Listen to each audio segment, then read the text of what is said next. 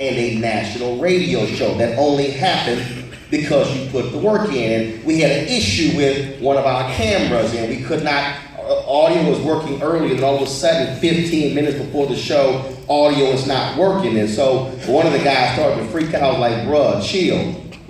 It's good. And he looked at me like I'm crazy because there was only one camera in the bag that we shipped. I said, no, chill. I have my own camera that's always with me. That's the backup. And I plugged it up. Audio worked just fine. I said, here you go. And he looked at me like I was strange because what he needed to understand is I was trained to always have a backup.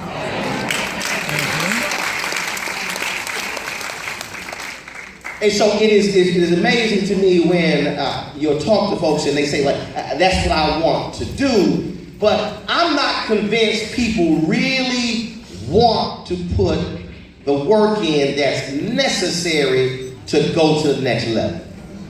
I think for a lot of us, we just sort of kind of want to do a little work as opposed to really putting the work in where that's what you are focused on at all times, that you live it, that you breathe it, that you drink it. And see, I love it how we celebrate athletes who do that. We talk about the Michael Jordans of the world and Bill Russells and Tiger Woods and Muhammad Ali. We talk about all of these folks and the time they put into practice before a game day or before a big fight or a big round of golf. But the exact same thing can apply to every single one of our lives, even if we are not in the world of sports.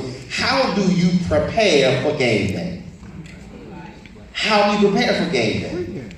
How do you challenge yourself when somebody else is not trying to challenge you to be the best you can be? I think back to when I was in college. This actually happened. I do not advise you, make a disclaimer. I do not advise any of you to do exactly what I'm about to say that I did, because your chancellor, I don't want him cussing me out when we go backstage, but this actually happened. I was in college and we had a writing assignment, and it was a 15-minute class, and they gave us a sheet of facts, and we had to be able to take the sheet of facts.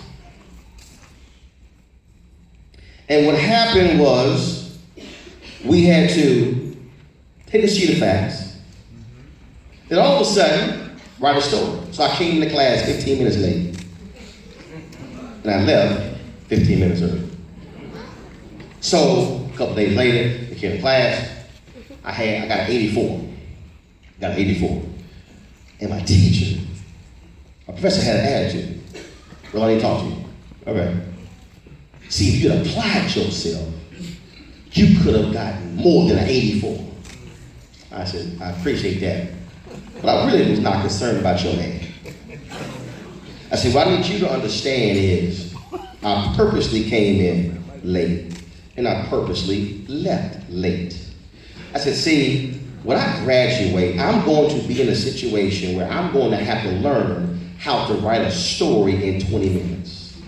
And if I never ever put myself through that practice of having to get a set of facts and writing it under that deadline, then I'm not going to be able to write a story under that deadline, which means I might not be able to keep that job.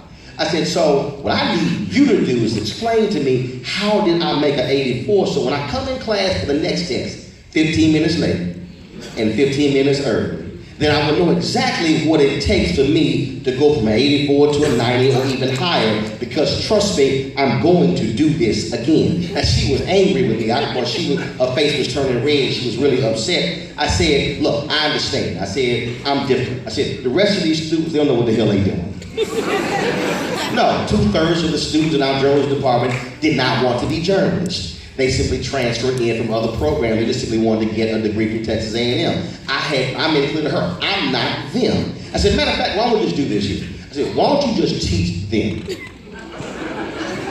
And I'll be over here. I know some of y'all looking at me saying, dude, did you really say that to her? Yes, I did. Because see, what I need y'all to understand is, I went through 4 years of communications in high school.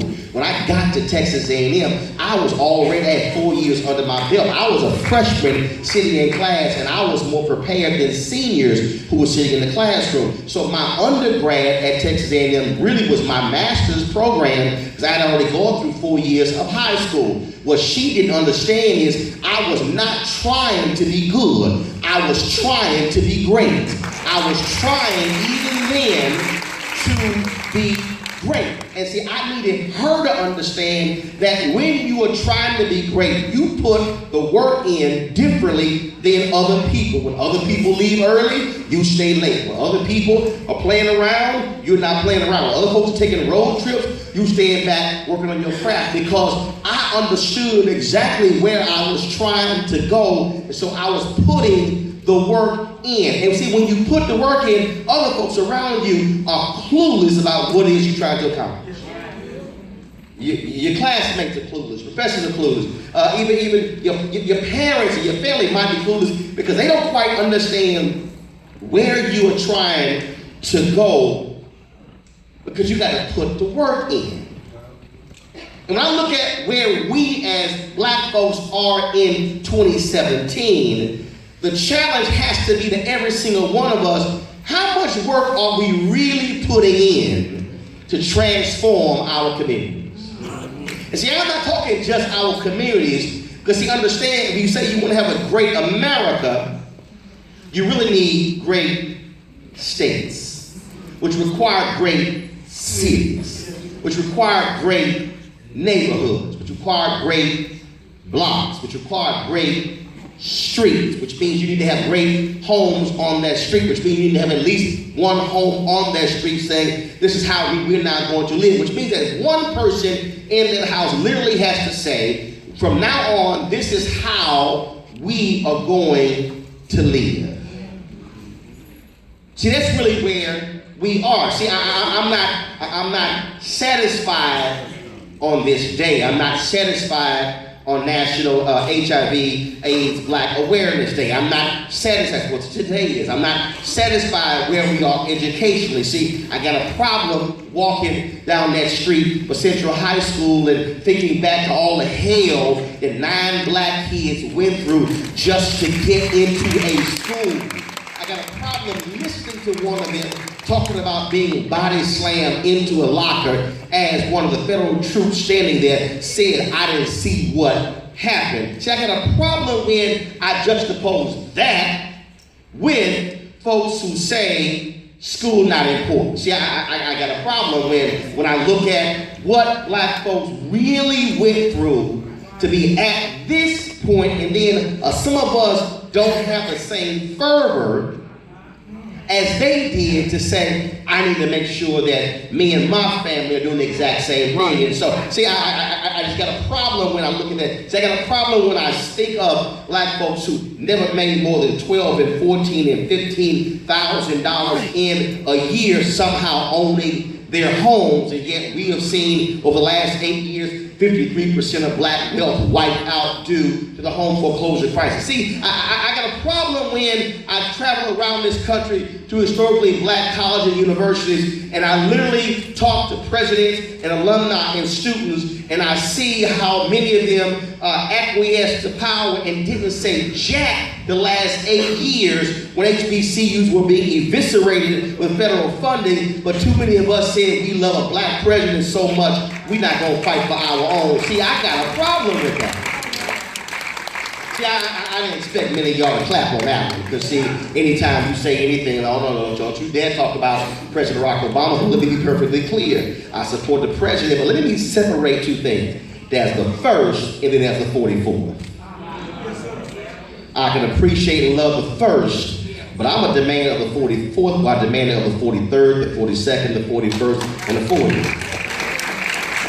And see, some of y'all don't want to clap, but the reality is some of y'all understand that the Parent Plus loans screwed black HBCUs, where upwards of 28,000 black kids did not return to college campuses because of that change, and the HBCU community was quiet. Oh, no, I know what I'm talking about, because They told me in September 2012 that they didn't want to say anything to impact the election. When I said, fool, that's when you're supposed to say something. Your greatest leverage is before the election, not after the election. Oh yeah, I can call it Roland. I mean, I talked to Michael Lomax for the UNCL. I talked to President Harvey at Hampton University. I talked to Leslie Baskerville when they told her to stand down. They told Johnny Taylor of the Thurgood Marshall Fund, don't say anything. The reason I'm saying that is because if we are talking about putting in the work to transform our communities, that means we are going to have to say some things and do some things to people who look like us, even when it makes us uncomfortable.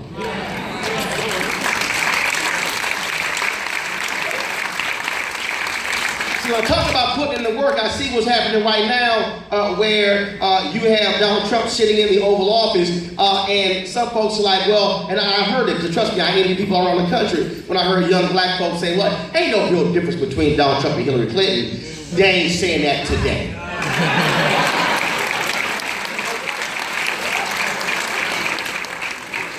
Well, the Georgia Center for Political and Economic Studies released their survey of black voters, and they said voters who were 65 and older who are African American, 95% of them said they were going to vote, yet voters who were 18 to 29, only 76% of them said they were going to vote. And 18% of voters 18 to 29 said they were not going to vote at all.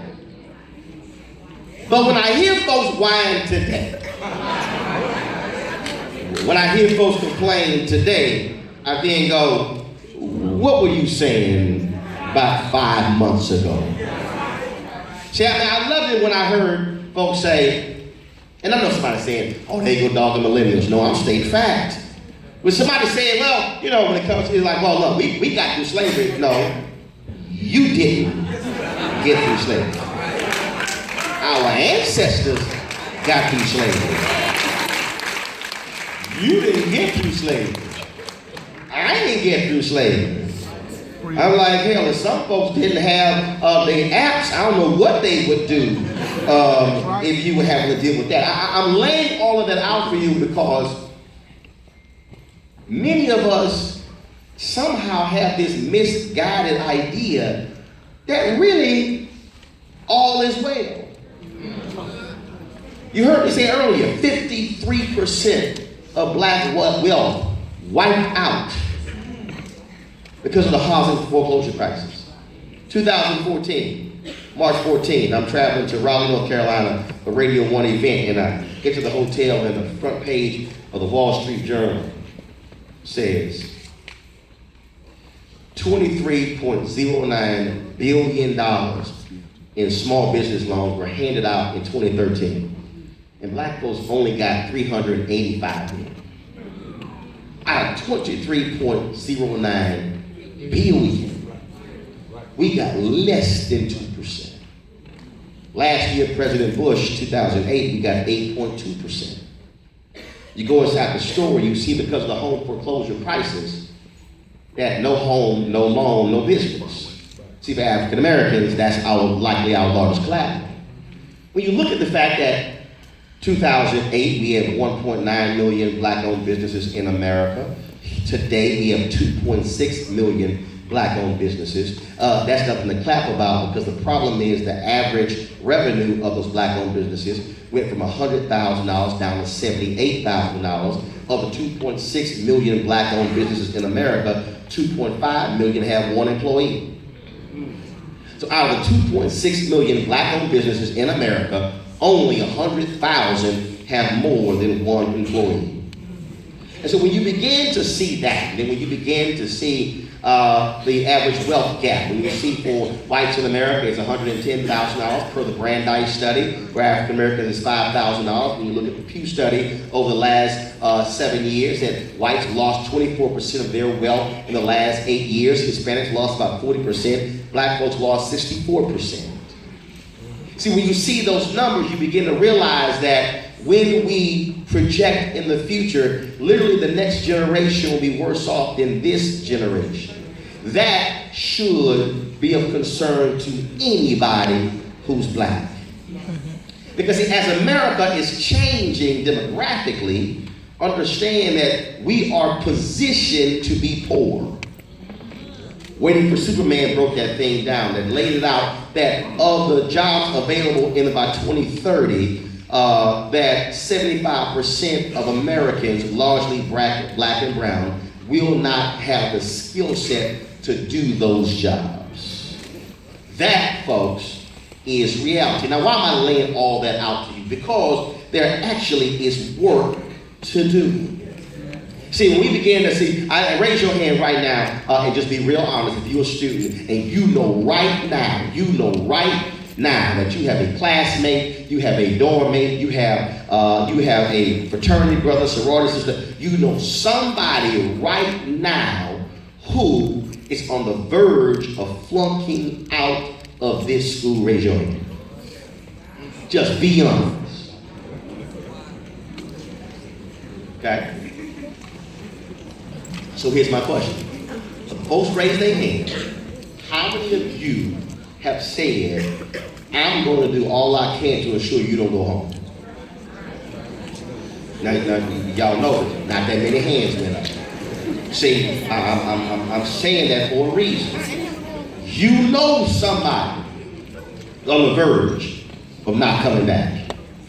You know if they don't come back, the likelihood of them returning to college greatly diminishes. You know 6 months after they don't return, all of a sudden, those notices for student loans begin to come due. You know not having a degree, not having a job, which means that they're going to be in default of loans. You know that the higher default rate of students from your university actually will now impact the students who are coming in after you, because your default rate will be higher. So literally, the student who fails today could keep a black kid tomorrow from being able to come to the school to get financial aid. So the question is, what are you as an individual doing to ensure they don't go home? See, that's a challenge. Because see, now I am demanding a level of ownership from you for black folks. See, it's real easy to say we live in our own silos and everything is wonderful, everything is great, and we're all right here. Look, I mean, I got stuff to do. I'm busy. I got all kind of things happening, and so I'm just right here. I ain't got time to be worried about what somebody else is doing. I mean, I got enough stuff on my plate. But let me just put it this way. The person who might be in trouble this semester might be you next semester. See, I want you to look at this thing a lot differently, because when we talk about we have work to do, we can't just simply say, I am my brother's keeper, I am my sister's keeper, and that sounds cute on Twitter and Facebook. It has to actually mean something. It actually has to represent something. And when I say we have work to do, that means we must be willing to look at our fellow brother and sister and say, how can I be of assistance? How can I help? Because you don't know who you're offering assistance to today and what they may turn into tomorrow.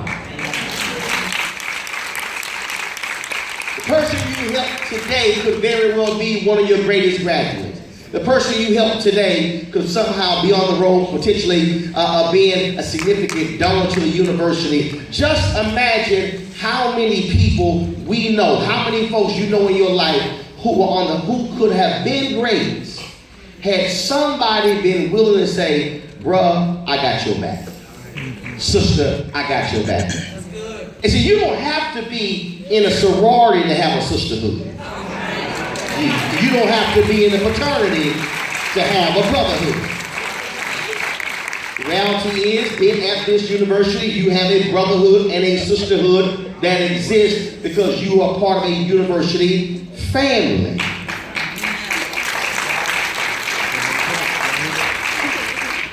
I was on my high school, and I was leaving.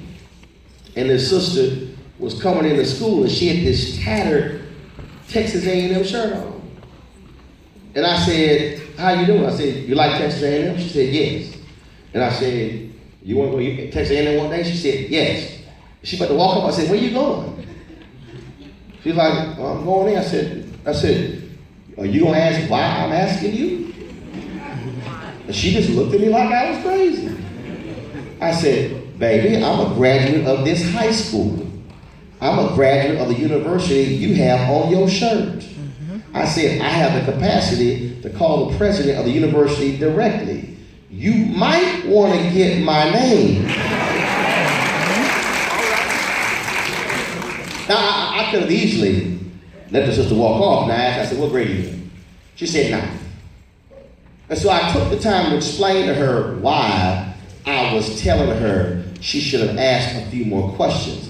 I said, do you see this ring? She said, yes. She said, this is a Texas A&M ring. I said, all graduates of the university, we have the exact same ring. Some with black ink, some with gold ink. I said, but it's all the same. You can spot these across the room. I said, you meet an aggie, you all used to say, what class? And they'll say class of 13, class of 91, or whatever the year is. And I said, I just need you to understand that you never pass up an opportunity that literally is in your presence, because who knows whether or not you are going to meet that person again. There's a reason I earlier said why you have to put in the work. I just need you to understand this, because when I was a high school junior, we had career day. We didn't even know it was career day. So 2 people came by our class, and I'm saying this for a reason, especially to a large group of black folks. We had a white man and an Asian woman who came into the class. So they came in. Asian woman was a judge in Houston. The white man had an export-import business, and then he was a former chairman of the Texas Republican Party.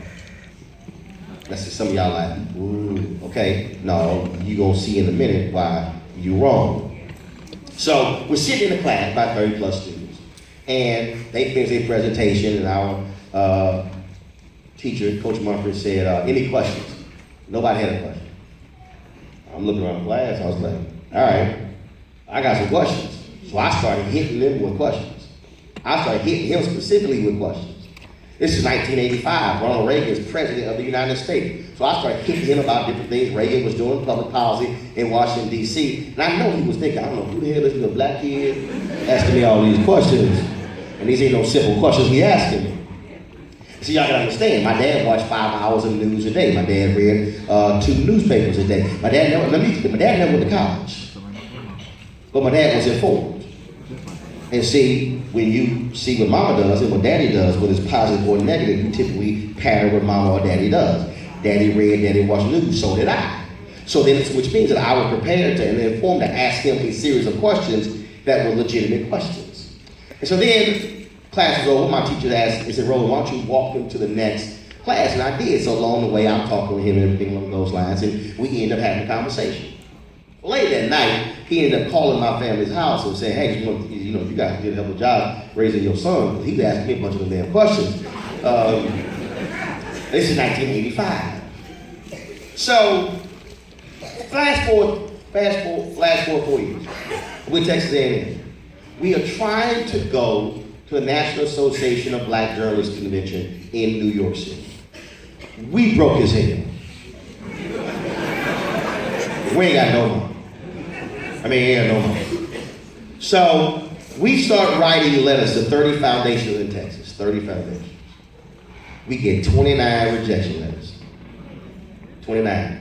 One day I go to the mailbox, y'all understand, we ain't got no money. So we go to the mailbox and open the mailbox, get this letter. Letter says, got your request. Thank you so very much.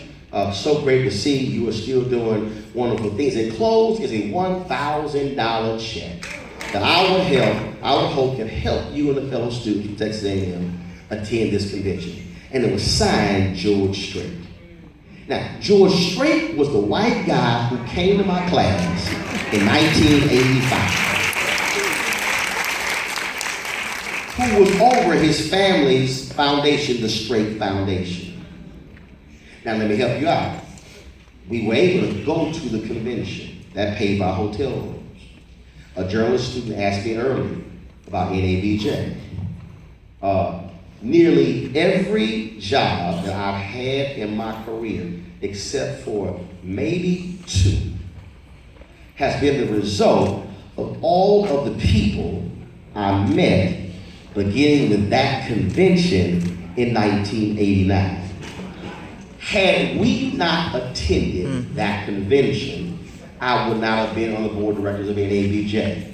Had we not attended that convention, I would have not have met the people who later hooked me up with my first, second, third, fourth, and fifth job. Now, roll this thing back. Now, some of y'all are saying, man, I'm sure glad you met the right guy at the right time with $1,000. No.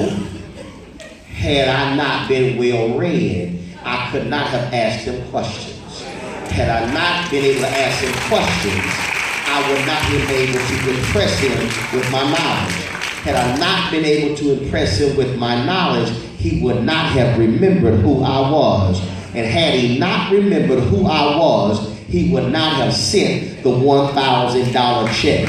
Some of y'all gotta understand that some things may happen in your life 4 or 5 or 6 or 10 years ago that may manifest itself 10 years later. You don't know when it's going to happen. You don't know how it's going to happen. But what you do have to do is be in a position where you have put the work in, so when the opportunity is staring you in the face, now you have the ability to take advantage of the opportunity. All I'm saying is you have to put the work in, and you may think today, oh, I don't see it. I know my professor saying do it. And what they're trying to get you to understand is it will eventually pay off.